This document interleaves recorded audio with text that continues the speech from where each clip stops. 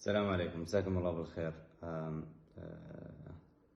الله يعيننا هالايام على هالبرد. اعذروني الصوت شويه يكون تعبان بس بقدر الامكان ان شاء الله نحاول نتكلم اليوم. بتكلم عن موضوع الشائع اللي تكلمنا عنه، موضوع الغازات او الانتفاخات او الاصوات المزعجه اللي تطلع من البطن.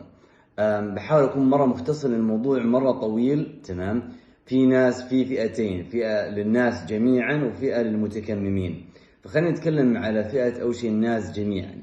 لازم اكثر الاسباب شيوعا اللي تسوي لك انتفاخات في البطن او طالع لك اصوات اللي هم يسموه لاكتوز انتوليرنس او عدم تحمل اللاكتوز. اللي هو اللاكتوز هذا غالبا يكون في مشتقات الالبان والحليب. تمام، وممكن يطلع فجأة، يعني تكون طول عمرك ماشي امورك تمام، فجأة يقرر جسدك لسبب نجهله انه ما عاد يتحمل اللاكتوز. فتلقاك لما تشرب اي شيء فيه حليب او مشتقات الحليب يبدا تطلع لك الاصوات. فانت لازم تركز وتشوف ايش الاشياء اللي تاخذها تتعب القولون، تبدا تطلع لك الاصوات.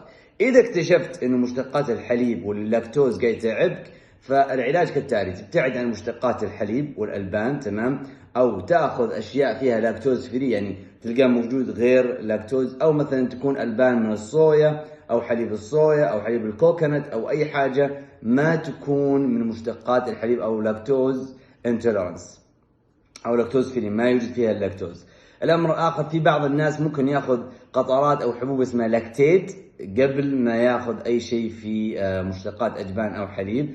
عادة حليب والاشياء اللي لو فات او سكيمد او قليلة الدسم، منزوعة الدسم، تكون اجمالا اخف من اللاكتوز، ولكن ما زلت يعني الافضل انك تبتعد تماما عن اللاكتوز. فهذه اول نقطة، اللي هو مشتقات الحليب واللاكتوز. هذه من اهم الاسباب اللي تطلع الاصوات في البطن وتخليها بشكل مزعج. النوع الثاني اللي هو الناس اللي اجمالا، هذا يناسب للي مسوين تكميم حتى الغير مسوين تكميم. تمام، ما هي العادات السيئة اللي تطلع لك اصوات مزعجة في البطن؟ تمام، الاصوات اول حاجة سببها ادخال الهواء مع الاكل.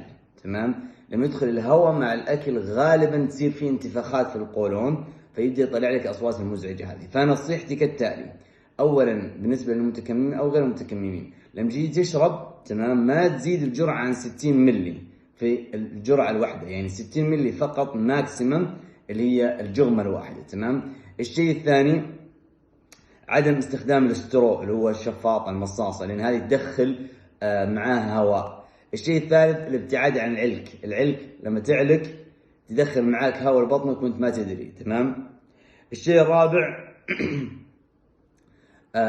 انه قدر الامكان لا تاكل وتشرب مع بعض. حاول انك تاكل، ولما تاكل تكون جرم اللقمه قليل، تمام، عشان يكون مهضوم. ولا تدخل الشرب مع الاكل، خلي الاكل بالحاله وخلي الشرب مع الحاله. طبعا انا عارف انه في ناس كثير لا يكون هذا، يعني حاول انه يكون ديدا، بس في فرق انه والله ذاك اليوم انا في مكان معزوم اكلت وشربت، او انه يكون هذا طبع. فدائما خلي الطبع في بيتك انك تاكل بالحال وتشرب بالحال. تمام، هذا راح يقلل قدر الامكان كميه الهواء اللي داخل. الشيء الاخير، تجنب الحلويات، المحليات الصناعيه زي السوربيتول والمانيتول. هذه فيها اشياء في بعض الدراسات تبين انها تسوي نوع من انواع الانتفاخات في القولون.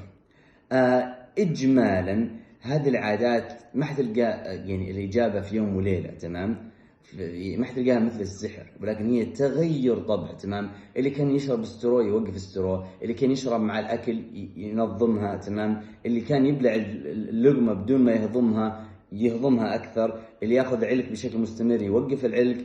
هذه كلها عادات تؤثر طبيا على انتفاخ الغازات. تمام، هذا اجمالا. وبالنسبه لللاكتوز انتولرنس او الناس اللي عندهم عدم تحمل اللاكتوز، ذكرت الاسباب او العلاجات. بعد الفيديو ان شاء الله بحط كل البوسترات ما تحدثت فيه. وفي النهايه ابغى اسمع منكم تعليقاتكم، او عندكم اسئله سواء تتعلق باي شيء يتعلق بالجراحه العامه او جراحه السمنه او مواضيع تحبون نتكلم عنها. اسمع منكم، يعطيكم العافيه.